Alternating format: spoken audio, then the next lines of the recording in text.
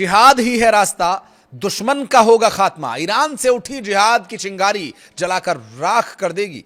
Hezbollah लड़ाकों का खुला समर्थन, ईरान की आक्रामक रणनीति से कांप गए दुश्मन। नमस्कार, मैं हूं आशीष त्रिपाठी और अब तक प्रॉक्सीज को दबी जुबान में समर्थन करने वाला ईरान अब खुल करके सामने आ गया है।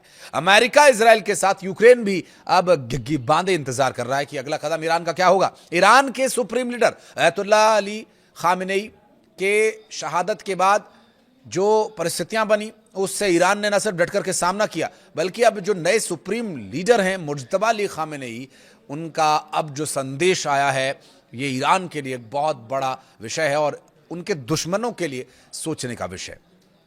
लेबनान और हिजबुल्लाह की बात करें तो यहां के लड़ाकों का समर्थन मुज्तबा अली खामेनेई ने साफ तौर पर कर दिया है। हिजबुल्लाह के मजबूत रुख की उन्होंने तारीफ भी की है।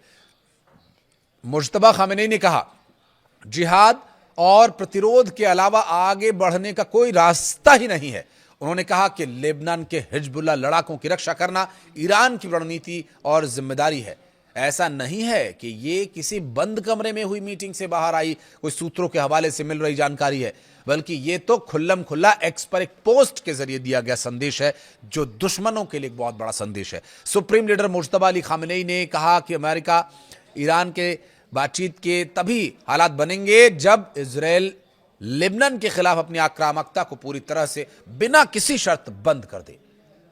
मुज्तबा अली खामेनेई ने हिजबुल्लाह को इजराइल के खिलाफ जिहाद में लगे समूहों का अगुवा बताया और यह कहा कि यह समूह अटल चट्टान की तरह खड़ा है। आज दुनिया के देश अमेरिका और अपराधी अत्याचारी व्यवहार से तंग आ चुके हैं।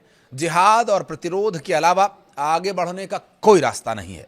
मुज्तबा अली खामेनेई का यह बयान उस पत्र के जवाब में आया जिसमें समूह ने ईरान के इस्लामिक गणराज्य के प्रति निष्ठा का संकल्प लिया था।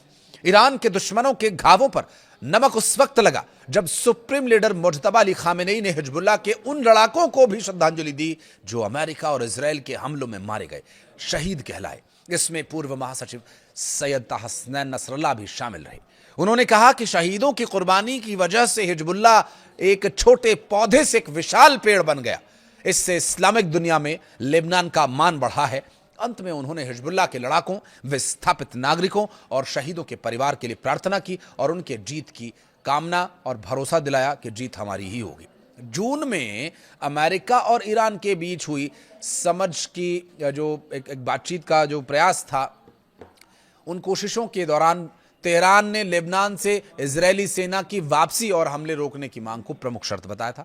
हालांकि बाद में स्ट्रेट ऑफ हॉर्मुज को लेकर दोनों देशों के बीच मतभेद बढ़ जाने के बाद डेवलपमेंट आगे नहीं बढ़ सका। लेबनान और इजरायल के बीच अमेरिका मध्यस्थता में एक ढांचा समझौता हुआ था जिसमें चरणबद्ध तरीके से इजरायली सेना की वापसी की बात कही गई थी, लेकिन इसमें कोई तय समय सीमा नहीं दी गई थी। साथ ही इजरायल वापसी को हिजबुल्लाह के हथियार छोड़ने की शर्त से जोड़ा गया, जिसे ईरान और हिजबुल्लाह ने स्वीकार नहीं किया। लेबनानी सेना का आरोप यह है कि इजरायली बल समझौते के शुरुआती चरण को लागू होने से रोक रहे हैं और तय इलाकों से पीछे हट नहीं रहे।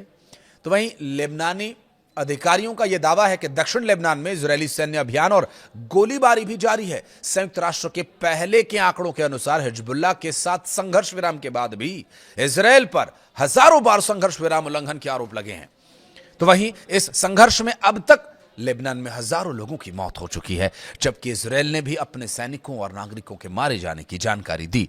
और इन सब के बीच अमेरिकी प्रेसिडेंट डोनाल्ड ट्रंप ने ईरान को लेकर एक बार फिर अपनी शेखी बघारी। उन्होंने दावा किया कि अमेरिका ने ईरान की मिलिट्री को पूरी तरह से खत्म कर दिया। ट्रंप ने दावा किया कि ईरान अपने प्रतिनिधियों और सीधे दोनों तरीकों से बैठक की गुहार लगा रहा है। ट्रंप ने दावा किया कि अगर अमेरिका की स्थिति खराब होती तो ईरान की बैठक की गुजारिश नहीं होती। ईरान शांति के लिए गुजारिश कर रहा है या नहीं कर रहा है, दावे तो ये डोनाल्ड ट्रंप कर रहे हैं, लेकिन ईरान क्या कह रहा है? ईरान कह रहा है जिहाद।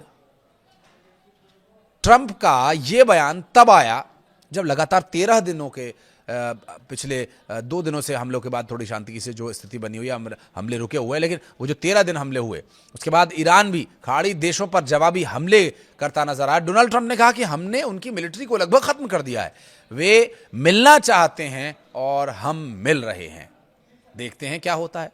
तो मना कर दीजिए आप कि नहीं मिलना है, ऐसा हो सकता है। हो सकता है कि कोई डील हो जाए। उन्होंने अपने प्रतिनिधियों के जरिए और सीधी भी मीटिंग के जरिए गुजारिश की थी और हम फिर मिल रहे हैं, ये डोनाल्ड ट्रंप का कहना है। अच्छी बातें हो सकती हैं, ये डोनाल्ड ट्रंप का कहना है। अगर हमारी स्थिति खराब होती है तो वो मीटिंग की गुजारिश नहीं करते। डोनाल्ड ट्रंप का कहना है कि अगर ऐसा होता तो मीटिंग नहीं हो पाती, और उनके मिलने की इच्छा का एकमात्र कारण यही है कि हम उन पर जबरदस्त प्रहार कर रहे हैं। ईरान के विदेश मंत्रालय के प्रवक्ता इस्माइल बगई ने कहा कि अमेरिका और पाकिस्तान, कतर सहित कुछ मध्यस्थ देशों के जरिए उनके साथ संदेशों का आदान प्रदान कर रहा है। ईरानी मीडिया ने ऑस्ट्रेलियाई प्रचारक ORF को दिए गए उनके एक इंटरव्यू के हवाले से जानकारी दी, और इस्माइल बगई ने इंटरव्यू में कहा कि किसी भी बातचीत की शुरुआत के लिए पहले उचित माहौल जरूरी है और तैयार होना चाहिए। उनका यह कहना था कि अमेरिका ने ऐसा माहौल खुद ही नष्ट कर दिया।